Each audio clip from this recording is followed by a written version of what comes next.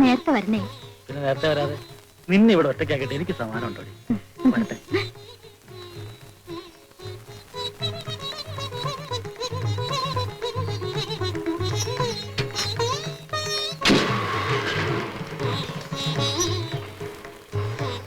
വരട്ടെ.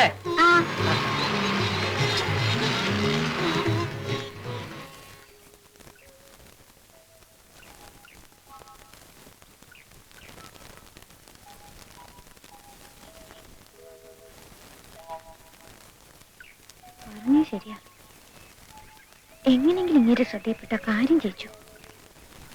അതിനിപ്പോ എന്തൊരു വഴി? പട്ടണത്തിൽ നിന്നും 10 നേരം ഈ സൂര്യനുദിക്കും, ഈ സൂര്യനുദിക്കും.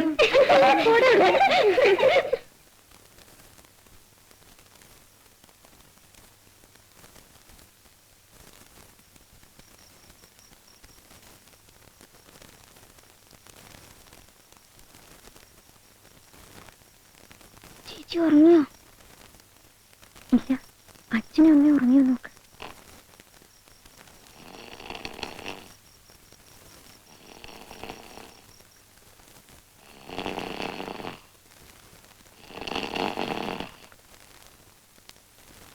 ഉറങ്ങി. ചേച്ചി അയാൾ ശരിക്കും ചേച്ചി പറയാറുള്ള പോലത്തെ ആളാ. പക്ഷെ നമ്മളെന്താ ചെയ്യാ? നമുക്ക് അയാളുടെ അച്ഛന് ഒരു കത്തെഴുതിയാലോ? അത് വേണ്ട. എന്താ? കത്ത് കിട്ടിട്ട് അയാളുടെ അച്ഛൻ നമ്മളെ അടിക്കാൻ വന്നാലോ? അയ്യോ, എന്നാ വേണ്ട. നമുക്ക് അമ്പലത്തിൽ പോയി പ്രാർത്ഥിച്ചാലോ? പ്രാർത്ഥിച്ചിട്ടൊക്കെ ശരിയാവാൻ സമയം കുറെ പിടിക്കും. അപ്പോഴേക്കും ഇനി വേറെ വല്ല കല്യാണക്കാരും വരും. നമുക്ക് അയാളെ കട്ടോണ്ടെന്നാലോ? നമ്മളെടുത്ത് അയാൾ പൊങ്ങോ? പിള്ളേര് മര്യാദക്കാരന്ന് ഉറങ്ങുന്നുണ്ടോ? പാതിരാത്രി ആയാലും ഒരെണ്ണത്തിന് ഉറക്കമില്ല. ഒച്ചയും ബഹളവും തന്നെ. ചേച്ചി ചേച്ചി ഉറങ്ങിക്കോ, ബാക്കി നമുക്ക് നാളെ നോക്കാം.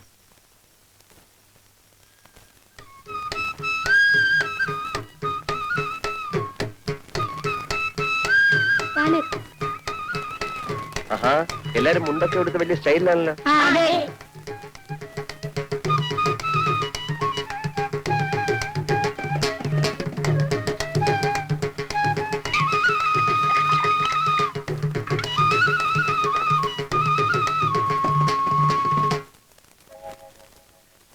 എന്താ എല്ലാരും ഇങ്ങനെ? പേരെന്താ? എന്തോ പേര്? വിനയൻ. നാടെവിടെയാ? എറണാകുളം. കല്യാണം കഴിഞ്ഞ? ഇല്ല. എന്താ, എന്നെ കല്യാണം കഴിക്കാൻ വല്ല പ്ലാൻ ഉണ്ടോ?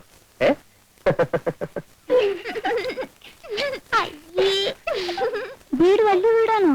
അതെ. വീട്ടിൽ ആരൊക്കെയുണ്ട്? അച്ഛൻ, അമ്മ, അനിയൻ, പിന്നെ ഒരു അനിയത്തി. കാറുണ്ടോ?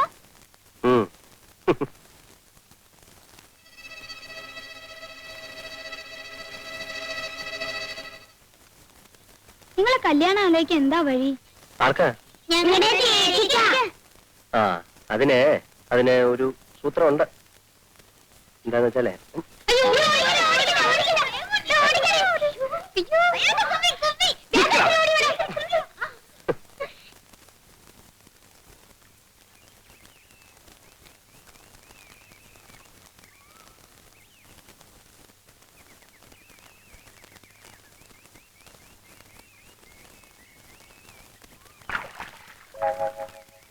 കുട്ടിപ്പട്ടാളം കൂടെ വന്നില്ലേ?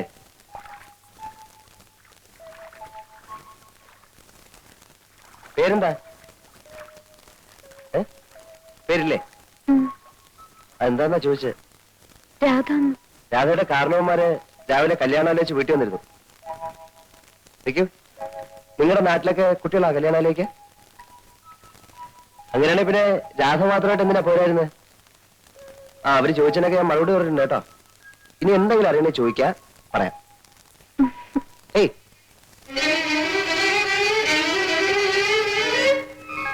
കൊള്ളാം, നല്ല പെൺകുട്ടി. കല്യാണം കഴിക്കുന്നെങ്കിൽ ഇതുപോലൊരു പെണ്ണെ കഴിക്കണം. പരിഷ്കാരത്തിന്റെ ചായം പുറലാത്തും. അല്ല എങ്കിൽ പിന്നെ ഈ കുട്ടിയെ തന്നെ ആലോചിച്ചാൽ എന്താ?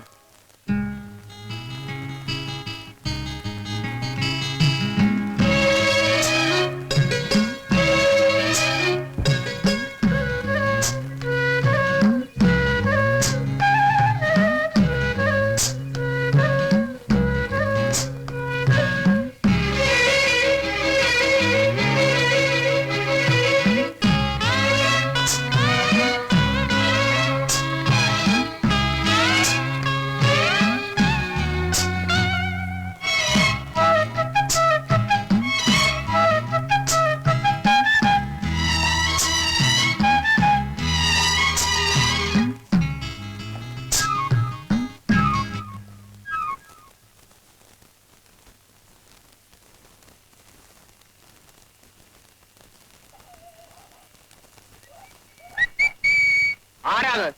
പട്ടി. അല്ല, ചേട്ടൻ എന്താ കസേര പിടിച്ചിട്ട് വഴി മുടക്കിയിരിക്കുന്നേ? പട്ടിയും പൂച്ച നാട്ടിക്ക് കയറാതിരിക്കാനാ. ഞാനൊരു സഹായം ചോദിക്കാനാ വന്നെ. സഹായം ചോദിക്കൽ പകലായാ പോരെ? വളരെ അർജന്റാണ് ചേട്ടാ. വളരെ നീണ്ട കാര്യമാണെങ്കിൽ നമുക്ക് നാളെ കാലത്തെ സംസാരിക്കാം. ചുരുക്കി പറയാം. എന്റെ അമ്മ മരിക്കുന്ന കാലത്ത് എനിക്ക് 12 വയസ്സായിരുന്നു. അന്ന് മരിക്കാൻ കിടക്കുന്ന നിന്റെ അമ്മയോട് രാജിച്ചെന്നാരി സത്യം ചെയ്ത് പറഞ്ഞതാ രാധയെ നിനക്ക് കല്യാണം കഴിച്ചു തരാം. ആ, ഇത് ഈ നാട്ടിൽ നീ എല്ലാവരോടും പാടിക്കൊണ്ട് കിടക്കുന്ന പാട്ടല്ലേ വാസുണ്ണി? എത്ര പാടിയിട്ടും ഒരു പ്രയോജനവും ഇല്ല ചേട്ടാ. ഓടിയാത് വാതിലടച്ചിട്ട് പോവും. പൊക്കോളൂ. രാജിച്ചൻ അമ്മാവനോട് ചേട്ടൻ ഒന്ന് പറയണം. ആ സംസാരിക്കാം. ഇപ്പോഴെങ്കിലും പറഞ്ഞില്ലെങ്കിൽ ആകെ ആ, നമുക്ക് പ്രശ്നം. നാളെ കാലത്ത് സംസാരിക്കാം. പൊക്കോളൂ. തള്ളല്ലേ, വെക്കോളാം. Torch torch torch. ചേട്ടൻ അതെ, ചോദിക്കാനാ? ദാ, രാവിലെ തൊട്ട് വൈകുന്നേരം വരെ ആ പാവം മനുഷ്യ സ്ത്രീയെ പൂട്ടിയിടും. വയസ്സ് കാലത്തൊരു ചെറുപ്പക്കാരിയെ കല്യാണം കഴിച്ച് ബാക്കിയുള്ള ആണുങ്ങൾക്ക് ഈ പറമ്പ് കാലി കുത്തിക്കൂടുന്നതായി.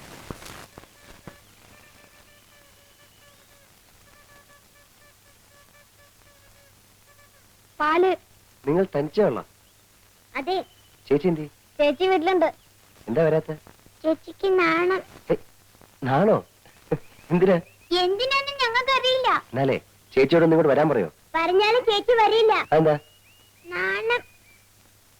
ഞാനേ ഒരു എഴുത്തെഴുതി തന്നാലേ അത് ചേച്ചിക്ക് കൊടുക്കും. കൊടുക്കാം. പോരാ. ഇയാൾക്ക് ചേച്ചിയെ കാണണമെങ്കിൽ വീട്ടിൽ വന്ന് കണ്ടൂടെ? ചെലപ്പോ ഇയാൾക്ക് ഞാനാവും. അത് ശരിയാ. ചേച്ചിയുടെ കയ്യിൽ തന്നെ കൊടുക്കണം. ആ, പൊക്കോ.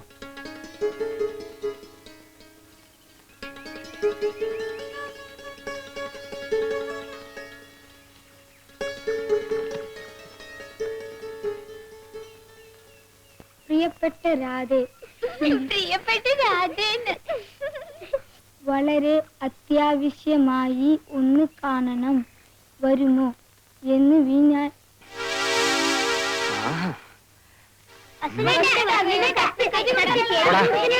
വീട്ടിൽ പോടാ. നിന്നെ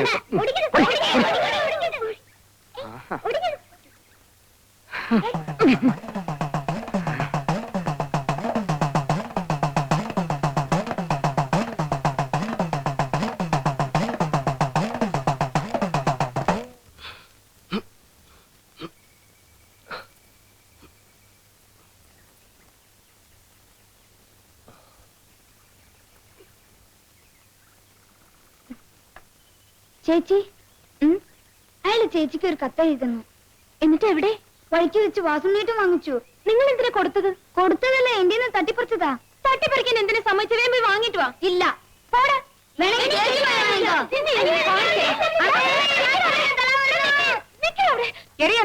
തലാരോടിക്കുന്നത് ഞാൻ ഇപ്പൊ പറയും. എന്താടാ? ഒന്നുമില്ലമ്മേ, ഞങ്ങള് വെറുതെ കളിച്ചതാ. കളിച്ചതല്ലമ്മേ, സുവേട്ടനെ തല്ല ഓടിച്ചതാ. എന്താ കാര്യം എന്ന് പറയടി. അമ്മേ, ഞാൻ പറയാം.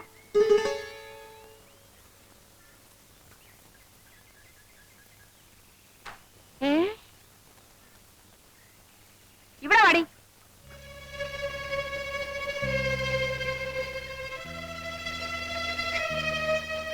എന്റെ പൊന്നു മോളെ, ഇപ്പോഴെങ്കിലും നിനക്കൊരാളെ ഇഷ്ടമായല്ലോ. വാ മോളെ.